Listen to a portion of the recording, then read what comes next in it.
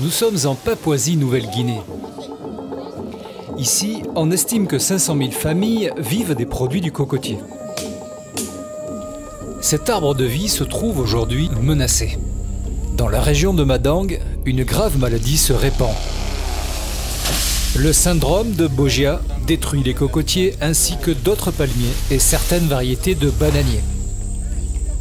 Ce qui caractérise cette maladie par rapport à d'autres maladies du même type qu'on connaît dans la Caraïbe ou en Afrique de l'Est, Afrique de l'Ouest, c'est qu'il n'y a pas un syndrome unique. On n'a pas un seul symptôme qui peut décrire de manière générale ce qui se passe actuellement en Papouasie-Nouvelle-Guinée.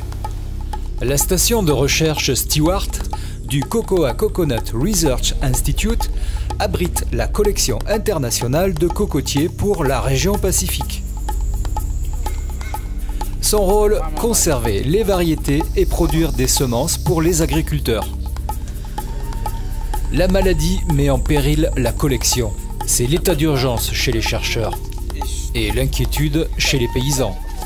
D'après les résultats partiels d'analyse, je crois qu'on peut dire que l'inoculum, le pathogène, est probablement à moins de 15 km de la collection.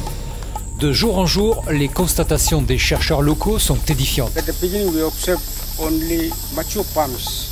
After some times, we also observed that there are very small palms, like this one here.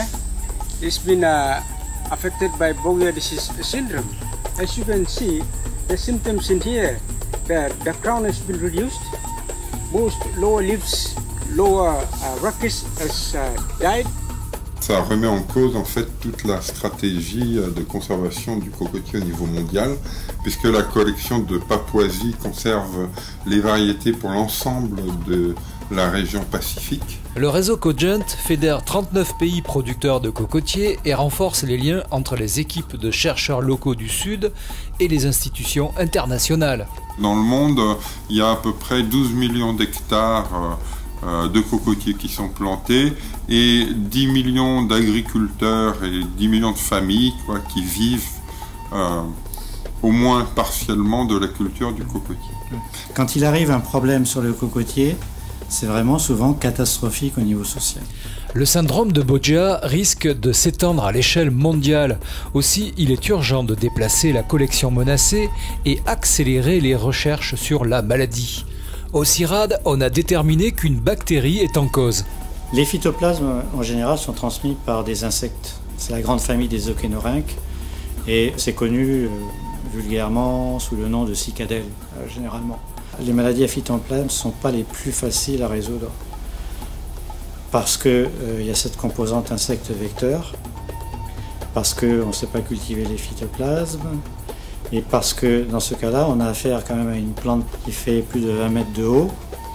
Donc pour aller voir quels sont les insectes qui sont sur la canopée, c'est pas évident. Pour préserver la collection en attendant l'antidote, il serait bon de prendre quelques dispositions. Il va falloir déplacer cette collection pour la relocaliser, peut-être quelque part ailleurs en Papouasie, mais aussi dans un autre pays du Pacifique.